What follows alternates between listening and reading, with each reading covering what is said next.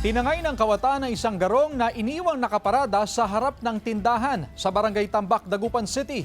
Nakatutok Sandy Salvacio.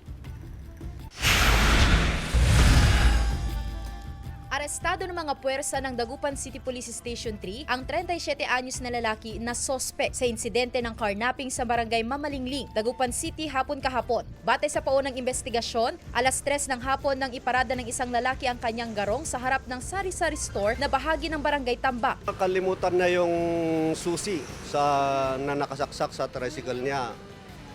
Kaya paglabas niya mga alas 4, nakita niya na wala yung tricycle niya. Sa kuha ng CCTV camera ng Barangay Bulosan Council, nakatabing barangay ng Tambak, kita ang pagdaan ng sospek gamit ang ninakaw na garong. Agad nagsagawa ng follow-up operation ang mga pulis sa karatig lugar at namataan ang garong na minamaneho ng sospek sa Barangay Mamalingling. Actually ma'am, nung time din na yun kasi nagkakandak tayo ng checkpoint po natin dito sa Bulosan po.